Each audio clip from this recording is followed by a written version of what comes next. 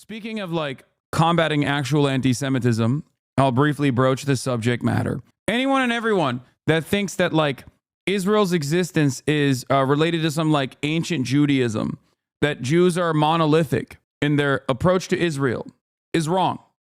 And I think it's gross that while there's an active genocide going on, especially of the Palestinian population, anti-Semitic people who are pro-Zionist and anti-Semitic people who are anti-Zionist do this handshake where they both say the exact same thing on different sides of the spectrum. Where on the one hand, you have pro-Israel anti-Semites who are like, no, you don't understand. All Jews love Israel. It's like the most Jewish thing you can do. On the other hand, you have anti-Semites who are like, that's right. All Jews love Israel. It's the most Jewish thing you can do. Everything that Israel's doing is for Judaism. It's gross. But on the simplest terms, it's just incorrect. It's not a very complicated thing. The problem is with the likes of Dan Bilzerian getting more play, especially like, you know, going on Bradley Martyn and whatnot and preaching. Why is it incorrect? Why is what incorrect? The fact that it's all Jews love Israel and care about Israel, or what Israel is doing is representative of Judaism as a whole? No group of individuals operate with one mind. We're human beings, chatter. Are you Christian? If you are, do you agree with all other Christians? Do you think that like America invaded Iraq because of oil, or because they wanted to, you know, because they wanted to do Christianity? Do you believe that your fellow American Christians also agree with the Iraq war and thought it was awesome? And also personally, every single American Christian also personally was like, yeah, we're doing this for Christianity. The reason why I'm asking you this is because a lot of people can understand their own background as unique. Sometimes they can't understand those that come from a different background. They can't comprehend that there is no monolithic understanding. Israel's existence is based on religion. No, it's not. Religion is simply a tool. And religion was simply a tool used by secular Zionists that wanted to bring other people to the cause. If anything, the religious existence was more so for the Christians than the Jews themselves. This is precisely the reason why there are plenty of Jews, Orthodox Jews, like the Neterai Karta, that actually look to the Torah and say there is no theological justification for Israel's existence yet. Israel's existence is not on the virtue of any sort of religious predisposition. Theodore Herzl, the godfather of Israel, is an atheist himself. It's for colonial conquest. That's it. It's land grabs. It's domination. It's control. But yeah, where is that? The one Dan Bilzerian snippet that went viral on Twitter. I just want to look at that one specifically because he brings up the Holocaust and starts questioning the Holocaust numbers or whatever. And that's like, that's it. That's the maximalist position. The reason why Dan Bilzerian is nefarious is because, like, one, he already has a lot of like right-wing fans in general from being Dan Bilzerian, you know, kind of an asshole, but like this rich guy, right? Poker hero, whatever. And he's already a dickhead. But then recently he popped off because every now and again he would make these statements about Israel and Palestine. And the statements, if they were, if his statements were kept to like a 30-second snippet, sometimes it made sense because you can be an anti-Semite and still be capable of making a valid critique about Israel's actions. But the next 30 seconds usually was the most important part because he would immediately talk about why he believed Israel was doing this. And he would turn it back to Judaism and not only the Torah, but the Talmud. This is a ancient Talmudic understanding of what, how the Jews are. It is akin to saying every Christian is like the Westboro Baptist Church. It is akin to saying every Muslim is ISIS. When you point to, and sometimes Nazis love doing this, when you point to like random, Kahanis or whatever, and be like, this is what every Jew thinks. This is how every Jew operates. It's just pure anti-Semitism. Why are they so protected? And it's like, okay, you know, the Holocaust, that's what everybody points to. That's why they're so protected. And then you start looking at the numbers of the Holocaust and it's bullshit. Like it's bullshit. And they revise the figures. It's not like some crazy conspiracy. This is one of the craziest things that people do because it's like the most studied atrocity. It's not a secret, man. I mean, you're relying on people's lack of knowledge and inherent distrust of institutions to make this argument. to say that like this insanely well-documented atrocity at this point in 2024 is actually real suspicious, real sneaky. I don't really understand what's going on. It's like there's plenty you don't understand. Conspiracy. They said 4 million people died in Auschwitz, and then they literally revised it and said it was more like 1.1 to 1.5 million. Well, it's like, how can you be that far off? It's like less than half of what you said. It's a quarter of what you said, or, you know, or like a third. I think he's just talking about Auschwitz, but no, I think the final number is 6 million Jews specifically. It's much larger than that overall. But if you're talking about how many Jews were slaughtered in the Holocaust, it's 6 million, not 4. What's really interesting about this is that Dan Bilzerian is saying this, and he's a pretty prominent Armenian man. So as a prominent Armenian American, I think he probably knows very well when people deny genocides. That's what makes it crazy to me, is that what he's doing right now for the Holocaust is exactly what you learn in school in Turkey about the Armenian genocide, that it's like not real. What you said, and then you start looking at like just the math on this stuff. Like the math doesn't math. Like you cannot cremate that many bodies. You'd be cremating those bodies for hundreds of years. Not to mention like gas chambers are not like an effective, efficient way to kill people. And these are the Germans. These are the guys. He didn't deny it. What do you mean? Yes, dude. It's called Holocaust revisionism. It's a subtle denial. It's a way to brush the subject matter with plausible deniability. Are we really doing this? This is like literally combating anti-Semitism 101. Like, hello? It's not even subtle, for the record. I don't think it's subtle, but maybe for people who are just like completely. He said it's over exaggerated. Yes, it's called Holocaust revisionism. There's an entire field of study dedicated to this as well. Guys that have the best tanks, the best fighter jets, the best technology of anybody in the world.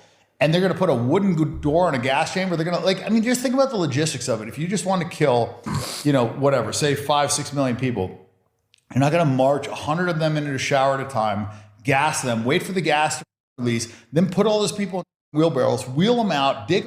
Like, think about the time it would take. Like, so do you think that none of it happened? I think that they were not death camps. And when you, and the Red Cross went in there and they, you know, he's literally pointing to like very famous instances of propaganda. It was originally the Nazi Red Cross that went in and were like, oh, these are just like regular camps. Like these are internment camps. We need to keep some of these people locked away. These are criminals. Then the International Red Cross went in. Yeah, Theresienstadt ghetto and the Red Cross. This is something we talked about yesterday, ironically enough.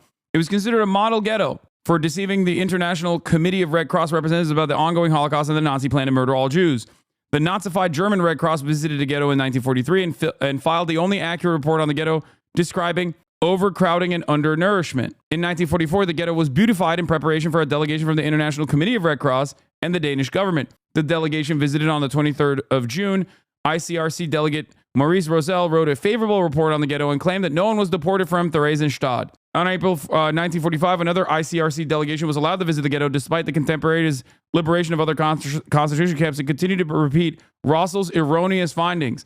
The SS turned over the ghetto to the ICRC on the 2nd of May, several days before the end of the war. Not only did these guys actually actively document the overwhelming majority of the people that they slaughtered, why the f should they have even documented it? They don't give a shit. They're just mass killing. Do you understand? It's no different than looking at the accurate assessment from the Palestinian Health Ministry of all of the people that have been meticulously logged as killed by Israeli rockets or Israeli gunfire specifically. That's where that like 40 to 50,000 number comes from. There are hundreds of thousands totaling in deaths that have been caused by the ongoing siege. And yet this is all meticulously calculated. You have to understand, Israel denies that shit, where they go, nah, they're all terrorists, or those numbers are wrong. They do the same exact atrocity denial and propaganda that many do, like Dan Bilzerian is doing right here against the Holocaust. And you have to remember,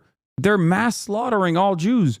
It is wild that they took this many meticulous data points to begin with. Like, it's already unique that they were already calculating, like, and had direct names and identification papers for like millions of Jews that they had killed. They did their assessment. They said 280,000 Jews or 271,000 Jews died in Auschwitz. And it was mostly from typhus and mostly from malnutrition. And you look at the only gas they had in the walls, which that gas stays in the walls forever, was Zygon B. And Zygon B is to kill typhus. That's not like what you use to kill people. And so you start looking at this stuff and you're just like, yeah, obviously Jews died in World War II, but like you're talking about a war where like 80 million people died. And you're also talking about the communists. Yeah, Count Bernadette of the Swedish Red Cross felt so much shame at not pushing back against the Nazi propaganda that he went to Palestine during the Nakba at the request of the Jews. However, he refused to spread pro-Israel propaganda and reported honestly on the what he saw. The Stern Gang assassinated him for it. I didn't know that happened. Is this Holocaust denial? Is this what I came into today? Yes, this is straightforward, very aggressive Holocaust denial. And the problem with this kind of shit is that a guy like Bradley Martyn, or even many of you, are probably going to not be equipped enough to like debate these points. That's the problem with Nazis. That's the problem with anti-Semites in general. You have to be a historian of the Holocaust because it's so easy to just lie, and it's so difficult to reconstruct the truth when someone is just straight up lying. This is part of the problem with platforming people who enter the conversation, enter the fray with a bunch of different cultural touch points. Like, oh, Dan Bilzerian, he's like this crazy guy, he's a poker guy, whatever. And then all of a sudden, boom, it's like straightforward, unfettered, unrestricted Holocaust denial. Communists, which we sided with, prior to that was the Bolshevik communist, revolution, and they killed like 30 million Christians right. Just during that alone. That also is another sussy ass take. They killed 30 million Christians. Whenever I hear about like the Armenian genocide being presented from the perspective of like, oh, it's the Ottoman Turks that killed the Armenians because they're Christian, and then they turn around and say like, oh, they killed the Russians because they're Christian. Yeah, you're like a Christian nationalist type of Nazi, okay? It's a very specific type of Nazi. These atrocities were not conducted against Christianity. Ridiculous. And those are the people we sided with, and that was 84% Jewish. So, the Bolshevik Revolution was 84% Jewish, and they mass murdered Christians. And nobody talks about that. Why don't they talk about that genocide? They only talk about 6 million Jews, 6 million Jews, 6 million Jews, 6 million Jews.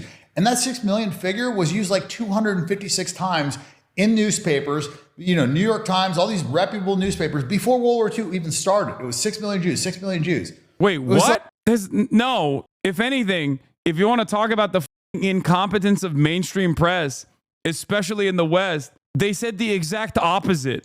They were like, come on, Hitler's just joshing about the anti-Semitism stuff. They literally glazed Hitler, dude. What are you talking about? They straight up were like, Hitler's just memeing about the anti-Semitism. He's not serious about that shit. He's just trying to win over the German folk. And then you look at the Census Bureau, and there's more Jews 2 years after World War II than there was before.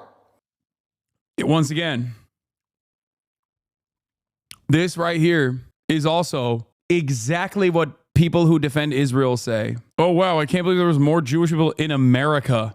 Wow, that's crazy that the Nazis were not able to come to the United States of America and steal our Jews. How shocking to me that Jewish people kept, having children throughout the process. That's crazy, man. For the record, this is exactly what people say about both the Nakba and when they're engaging in like genocide denial of the Palestinians. They're like, there's more Palestinians now than there ever were before. I guess it's not a genocide. So that's why I always say it's like, it's a handshake between anti-Semites on both sides. You got pro-Israel anti-Semites and you got anti-Israel anti-Semites. They're both fascist. They're just fascist for different groups. One is an anti-Jewish fascist. Jews are the outgroup in their ideology, Dan Bilzerian. And for others, they are anti-Arab, anti-Palestinian, anti-Muslim fascists, usually Islamophobic fascists. So Jews are the in-group in that situation, and the out-group are, Muslims and maybe anyone and everyone that is against the nation state of Israel. Right. So the numbers don't make any sense. And also, look, I'm Armenian. They killed half my people, and Israel, denies that genocide. But yet, if you even question their genocide, wait. Interesting. All manner of the genocide denial that he engaged in, the Turkish government engages in as well. What's really interesting about this also is that, I wonder why Israel would deny the Armenian genocide. Perhaps the reason why they would deny the Armenian genocide is because, one, Turkey is a trade partner, a very valuable, very important trade partner. He's lying. No, Israel for the longest time did not recognize the Armenian genocide, okay? This is 100% a fact. And I don't think that they're still partial about it. And neither did the United States of America until recently. The reason why they didn't is because the Armenian genocide is quite similar in many ways to what Israel is conducting. Yeah, this is just a committee, not an official state pronouncement. Yeah, it makes sense. Azerbaijan and Turkey are big partners to Israel. I think there are 2 cities in Israel that recognize it. Anyway, why has Israel not yet recognized the Armenian genocide? Religious affairs. Have Israel's diplomatic, military, and economic concerns trumped its moral imperative? From the Jerusalem Post. Interestingly enough, this man has no issue denying the Holocaust, questioning the numbers, claiming that it was 60,000 people only. It's ridiculous. While simultaneously, he's like, well, Israel denies the Armenian genocide. It's like, okay, investigate that a little bit further. You are descendant of genocide survivors of the Armenian genocide. Investigate that a little bit further, maybe. Wonder why. Quote unquote. In Germany, you'll go to jail. There was a woman that just died in jail recently because she was around during World War II. Yeah, she was a Holocaust denier and she was alive during the Holocaust. Yeah, she was a Nazi, dude. What do you mean? Even the other Nazis knew not to openly be like, yeah, the Holocaust is fake, so they could go and become NATO generals. You know what I mean? That's crazy. I can't believe it. This Nazi witnessed the Holocaust and denied it till the day she died. She could have just done what the rest of the leadership in Western Germany did, which was, okay, we won't openly deny the Holocaust and openly deny the genocide, and then we can still run the country and even, become become active participants in America's imperialism by joining the ranks of NATO. She saw what happened. She said, they didn't mass murder these Jews. I saw it. This didn't happen. They locked her in jail and they said, you can get out of jail if you just acknowledge that this happened. And she refused to do it. She literally died in jail. This is like a 90-year-old woman or whatever. And, you look at the people that acknowledge this and they were they got confessions from these people via torture. They were crushing their nuts. They were doing all these torture things. And those are the people that confessed to this crime. So, and this started becoming more apparent with what's going on in Israel. Like they said, people were, made into lampshades and soap, and they acknowledged that was all lies. And then you look at what Israel said for October 7th, beheaded babies in ovens. They come up with all this stuff that sounds really horrific, and it was all mass rapes. Why is Bradley not pushing back at all? Because the average person has no understanding. Even an educated person is going to have a hard time. That's why it's better to not talk to these motherfuckers at all. Do you not understand? Everybody thinks that they would, if they were to talk to an out and about, straightforward anti-Semite like this, they would pop off. Bradley is hard spec'd into weightlifting. He doesn't know shit about this. Exactly. He has no capacity to deal with this shit, which is why I always say it's like flat earthers, man, which is innocuous. It's not as significant or severe as straightforward denial of the Holocaust, which is the maximalist anti-Semitic position. But flat earthers have their own set of rules. They have their own set of standards. They have their own set of facts. You have to literally vigorously interrogate all of that, figure it out, learn it, know what the counters are to be able to have a normal conversation with a flat earther. That's it. That's the problem. I'm using a silly example so you understand, even a silly thing, even a silly conspiracy, even if it's a silly ass conspiracy, there is an entire world that they've crafted, an entire world of lies that they've crafted. So it's very difficult to parse through all of that and just and actively push back against this. Because as I've always said, it's relatively easy to just straight up lie, especially if you're confident. Very easy to lie. Very hard to dispel these lies. That's it. All the stuff is all bullshit. And then so you start seeing it's these people have such a pattern of lying. And then you look at the media. The media's lied to us during COVID. How many times we get lied to? Yeah, and then he ties it to something that Bradley also was suspicious about, and boom, the circle is complete. Oh, well, Well, the media lies about COVID. And then you're like, oh, yeah, I don't know. I don't know if I trust you. COVID was the thing that originally made me be like, I don't know if I believe anything that the government's ever said about. Yeah, there you go. And the circle is complete. Clipped and shipped.